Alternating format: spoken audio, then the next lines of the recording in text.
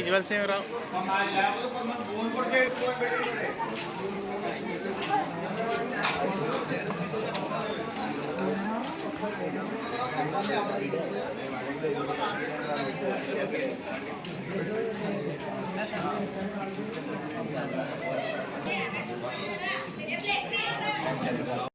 Michael తీసుకోండి, అప్పుడు చేత పకడ్బందీగా రాయిస్తాను.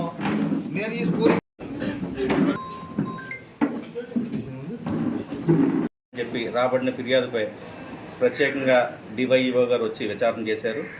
అదేవిధంగా వారి తల్లిదండ్రులు విద్యార్థుల సమక్షంలో ఈ విచారణ అంతా జరిగింది.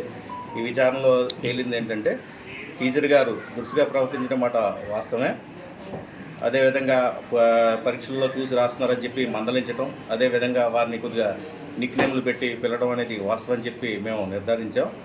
అయితే స్టూడెంట్స్ వెర్షను, విద్యార్థులను ఎవరైతే మాకు ఇలాగ ఇబ్బంది జరిగిందని చెప్పారో వారి వెర్షను, తల్లిదండ్రుల వెర్షను, గ్రామ పేదల వెర్షను అన్నింటిలో ఎంక్వైరీ చేయగా ఈ లైంగిక వేధింపులు జరగడం అనేది వాస్తవం కాదని చెప్పి స్టూడెంట్స్ యొక్క తల్లిదండ్రులు చెప్తున్నారు. అదేవిధంగా గ్రామస్తులు, అదేవిధంగా ఈ టీచర్ యొక్క బిహేవియర్ తెలిసినటువంటి స్కూల్ యాజమాన్యం, వారి కొలీగ్స్ కూడా నిర్ధారించారు.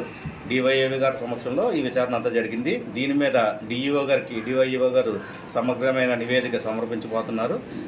సమగ్రమైన నివేదిక అందిన తర్వాత డిఈఓ గారు ఏ చర్యలు తీసుకుంటారో వేచి చూడాలి. ఈ విధంగా దయచేసి ఎలాంటి రూమర్స్ స్ప్రెడ్ చేయకండి. ఆడపిల్లలతో ఫోక్స్ అది మైనర్ గర్ల్స్ వల్ల మనం తెలియకుండా ఎవరో చెప్పిన మాటలు విని మనం కొద్దిగా దురుసుగా మనం దుందుడుగా వ్యవహరించి మనం అటువంటి స్పీచ్లు కానీ అదేవిధంగా మెసేజ్ కానీ స్ప్రెడ్ చేస్తే అది ఆ పిల్లలకి, అదేవిధంగా ఊరికి, ఈ స్కూల్కి కూడా రిప్యుటేషన్కి దెబ్బతింటుంది, అదేవిధంగా మాస్టర్కి కూడా. కాబట్టి దయచేసి ఇటువంటివి వచ్చినప్పుడు సంయమనం పాటించి మన యొక్క వార్తలను వేయాలని మీడియాకి మనస్ఫూర్తిగా విజ్ఞప్తి చేస్తాం. Thank you.